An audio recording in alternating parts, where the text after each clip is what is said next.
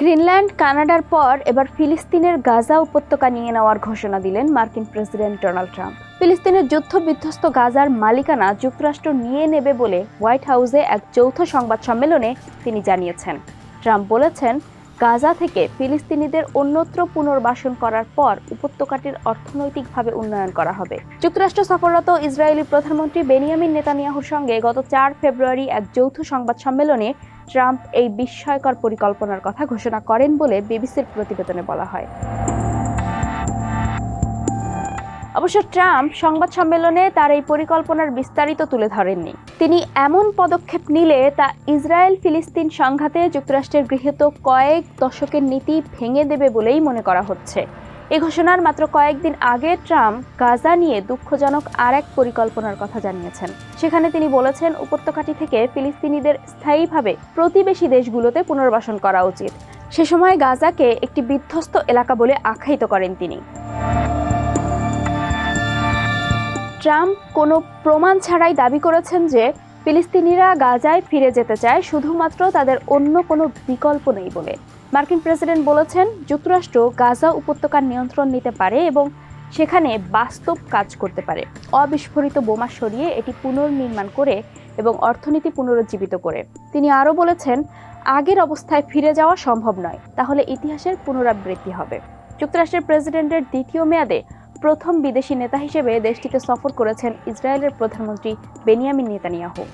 যৌথ সংবাদ সম্মেলনে তিনি বলেছেন, ট্রাম্পের পরিকল্পনাটি একটি বিশেষভাবে মনোযোগ দেওয়ার মতো ধারণা। নেতানিয়াহু ট্রাম্পকে উদ্দেশ্য করে বলেন, তিনি ইসরায়েলের ইতিহাসে সর্বশ্রেষ্ঠ বন্ধু।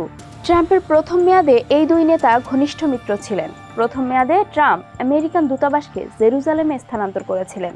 তার ওই পদক্ষেপের নিন্দা জানিয়েছিল ফিলিস্তিনিরা।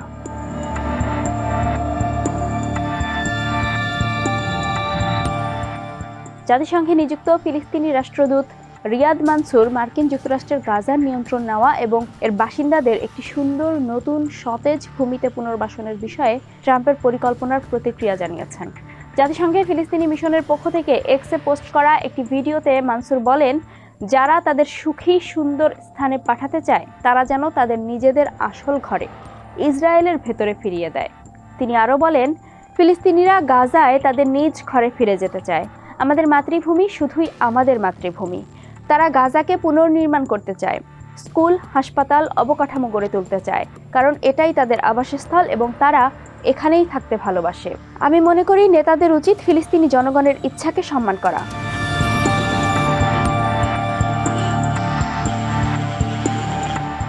সামি আবু জুহরি নামে হামাসের এক মুখপাত্র মার্কিন প্রেসিডেন্টের পরিকল্পনার কড়া সমালোচনা করেছেন। সামি আবু জুহরি গণমাধ্যমকে বলেছেন, ট্রাম্পের ধারণাটি হলো এলাকা জুড়ে অশান্তি এবং উত্তেজনা সৃষ্টির একটি রেসিপি। গাজার জনগণ এই পরিকল্পনাগুলো বাস্তবায়িত হতে দেবে না। যা প্রয়োজন তা হলো দখল ও আমাদের মানুষের বিরুদ্ধে আগ্রাসনের সমাপ্তি, ভূমি থেকে বহিষ্কার নয়।